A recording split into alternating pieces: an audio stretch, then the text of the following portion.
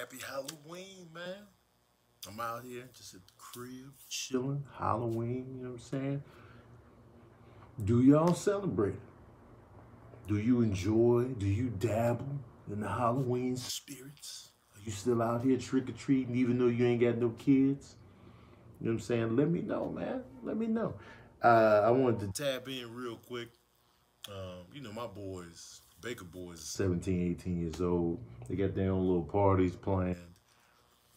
And I'm just here, you know what I mean? So, and then the way my apartment is set up, it's not gonna be a lot of trick or treat traffic, cause it's too hard to get in here. I ain't got no doorman or nothing. But it's like, this ain't the you won't just happen to walk up to my door. You know what I mean? So, you know what I'm saying? Cause I like dishing out the candy, having the candy ready for the kids that be pulling up, let you go. Oh, hey kids, you know what I'm saying? Dig in, you know what I'm saying? And I provide the good candies.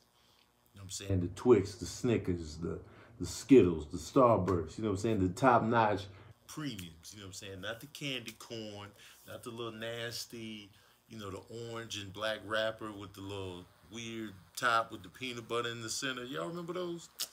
Nobody want those, man. Anyway, I wanted to get on here.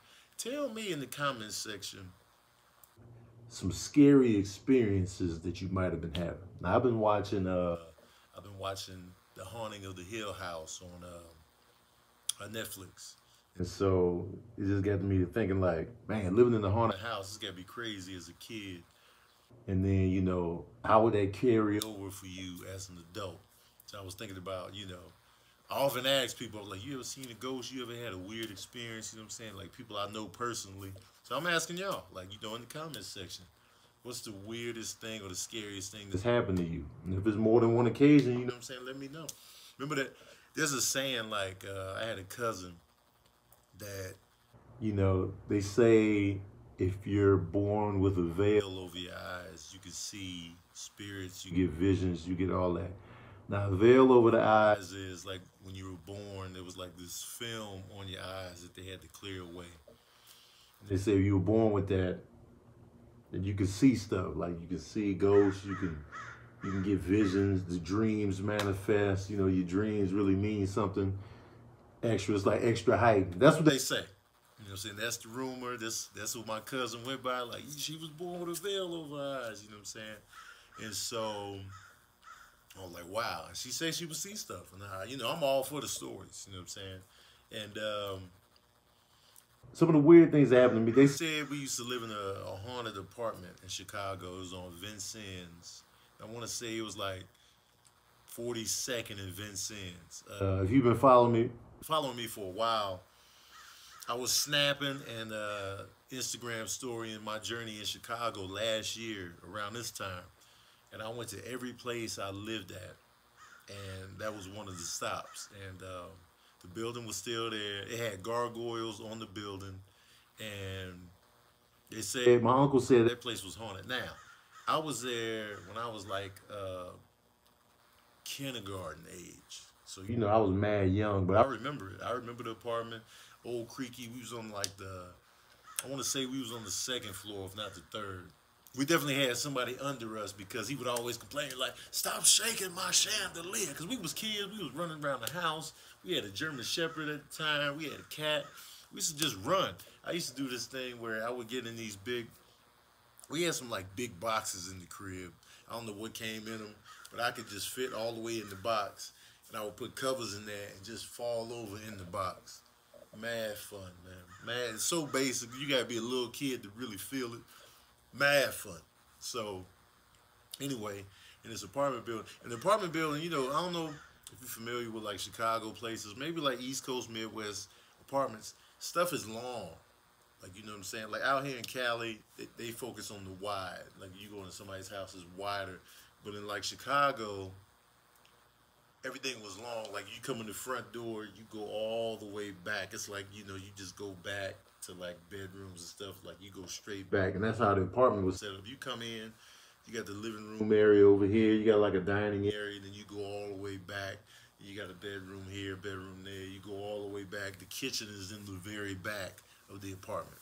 And then at the end of the kitchen is the back door, and then you go on the back porch. That's how it's set up.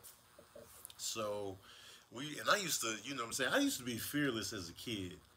And, I used to play in the dark with the cat. We used to hide in the dark, and the cat would always know where we were at. We would hide in the dark, and we had a flashlight. So we would run, go in another room, hide, and then we would, like, start searching through the room with the light, and the cat would always be right there, like, I see y'all right here. You know what I'm saying? Not knowing at the time, we like, cats got the smell and the vision heightened. But at the time, like, how is he always knowing where we at? And the cat was playing along too. Like, all right, I'm gonna play along. I'm gonna go in each room y'all go to. I'm gonna be right there when you shine the light on me. And so we did that. And so, my brothers are. I'm the youngest of three boys. My oldest brother is 10 years older than me, and then my other brother's like 5, 6 years older than me. So it was a huge age gap. But my brother Scott would always play along with me more so than my oldest brother because my oldest brother was old. You know what I'm saying? And so apparently about the haunting. Apparently, my uncle Carlton, my mom came home one time, and my uncle and like his friends, these some old Chicago heavy drinker, Chicago black men, in the shop. They in there playing cards, drinking, doing what they do. My mom come home in the apartment, they come scrambling up out of the building talking about, man, we seen a ghost. And they scrambled up out of there. My mom was like, what? What are y'all talking about? So I'm like, now, this was all kept top secret to me because I had no clue this was going on. Thank God, because as a kid, I'd have been done if I had known that then. Because the apartment was, when I think back, the apartment was already creepy. You got gargoyles on the building, the hardwood floors. You can tell this building has been here for mad long. So no telling what kind of history is in the building. You know what I mean? So, but I can't recall experiencing anything weird while we lived there. You know what I mean? But when we moved to this place on 36 and between Wabash and Michigan, I think that townhouse was haunted. Not haunted, but I think it was cursed because it was a lot of death going on while we lived there. Like my neighbor, like I was cool with the kids next door, Maurice, and his dad got shot at work while we lived there. He got shot and killed at work. My boy Leon, his dad had got shot and killed. This is before he moved to the place, though, but it was like,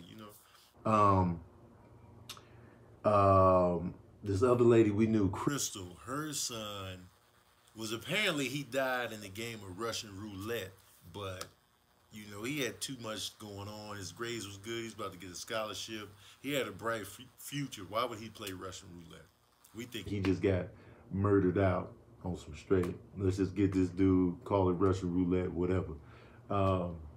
His name was Christopher, man. I still remember. Further down the way, this is all in the same complex. This lady, Liz, had two sons, Weldon and Tito. Tito used to always get in trouble with the law, and Weldon was supposedly this big, he was a Navy SEAL, hot shot, swole dude, And he apparently helped orchestrate a murder for a Navy SEAL recruit. So we was like, what the hell is this? You know what I'm saying? There was alcoholism in there, cancer. It was just like, what's going on in this, townhouse complex? We gotta get the hell out of there. We got the hell out of there. So we moved to this place on 75th and Calumet. Okay. Now, I visited all of these spots when I was in Chicago last year, and I documented all of it. So the place on Calumet. Now, this is my first experience with something creepy. Okay. Now, the way the apartment was set up, you come in the apartment, you walk, there's a little space right there to your left. Like if you come in the door to your left, it's like a little, you call it a living room area. It's where the big window is to the apartment.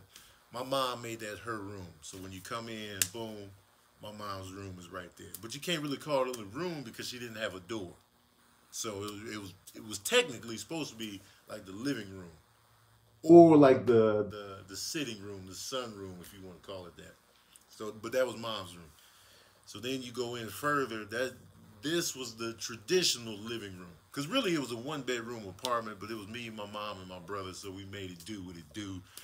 Ingenuity, hood ingenuity, whatever you want to call it. So, living room, boom.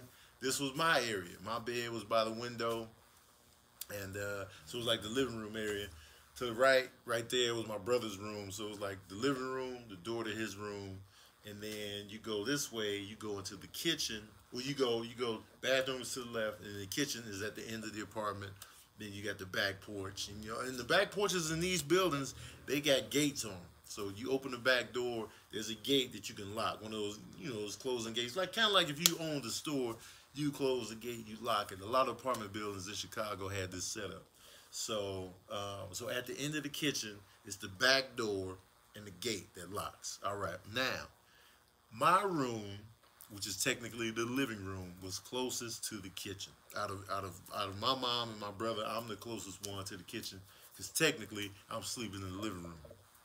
Now that I think about it, where was my dresser drawer? Like, where did I keep my clothes? I don't even remember.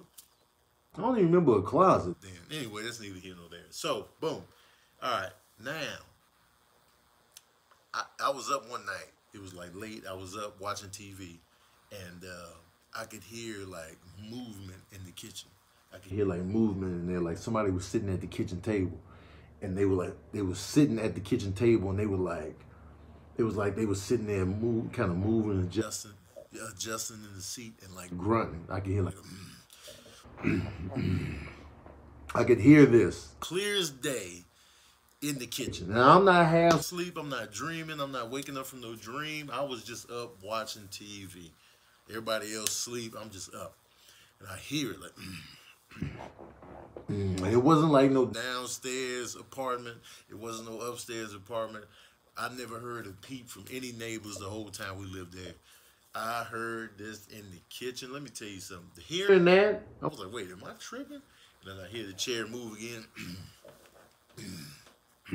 And it kind of sounded like, when my grandfather ate, my grandfather has a deep voice. Well, he had a deep voice. I get my voice from my grandfather. And when he ate, he would grunt a lot. He would be like, how? And he would do this little Noah howl. Like, I don't know why he did that. He just did it. And so it sounded like him. But my grandfather at this time was alive. So I'm like, Grandpa ain't here. You know what I mean? And so I hear this noise. And consider where I told you the kitchen is located in the house. There's nothing behind the kitchen, further than the kitchen, but the back porch. And like for somebody to come in, they had to get through the gate. So it's like, whoa, hold tight. Who is in this kitchen? And meanwhile, I'm the first one. Whatever's coming out of that kitchen, I'm first in line.